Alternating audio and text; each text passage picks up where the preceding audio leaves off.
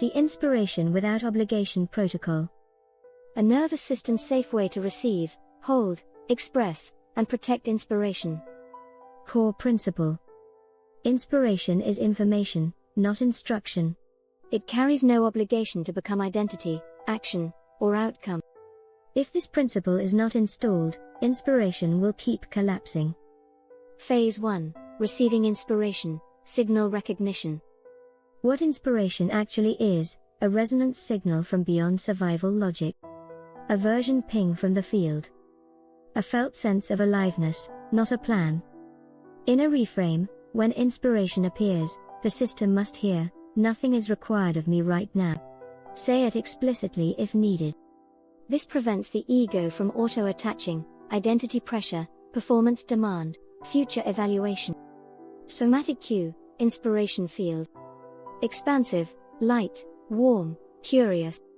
If pressure appears immediately, you're already in obligation contamination. Phase 2. Safety decoupling, undoing the false contract. This is where most systems fail. The false beliefs that needs to be interrupted in your mind. If I feel inspired, I must become it. If I become it, I must act. If I act, I will be judged. This chain is learned, not inherent. It is not the truth. Reframe: I am allowed to be inspired without becoming. I am allowed to imagine without committing. This restores pause, the missing function in trauma systems. Pause equals safety. Phase 3. Holding inspiration, heart buffering. This is the role of self-love and compassion. What the heart actually does here: it holds inspiration without extracting productivity. It protects it from premature execution. It allows acclimatization. Think of this as letting the body get used to the emotional temperature.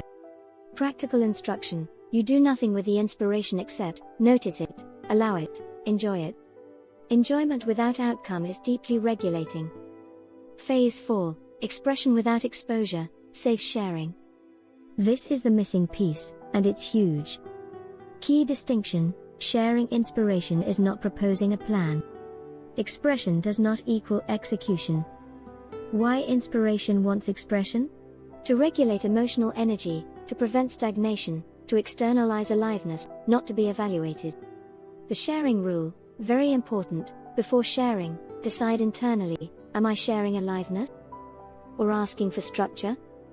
Or seeking collaboration? If it's sharing aliveness, you are not open to feasibility feedback. You can pre-frame gently: this is just something alive in me, not a plan.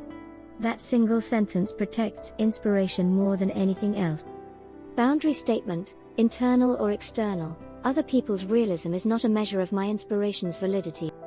People respond from their fears, their conditioning, their executor mode. They are not wrong, but they are often early. Phase 5. Integration without pressure. This is where bonus identity emerges naturally. What not to do: do not force action. Do not demand clarity. Do not rush format. What happens organically is, inspiration revisits, identity shifts subtly, readiness increases, action becomes obvious and light. When action is ready, it feels small, simple, non-heroic, non-dramatic.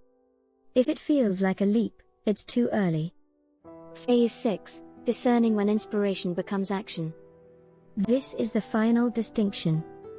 Inspired action only happens when emotional safety is intact, enthusiasm remains, no self-betrayal is required, the next step does not threaten belonging.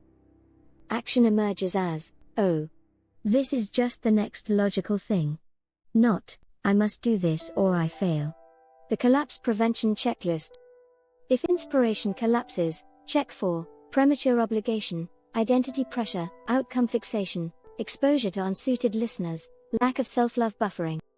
Collapse is not failure. It's a boundary signal. One-line summary: inspiration is a visitor, not a commander. Let it speak before asking it to work.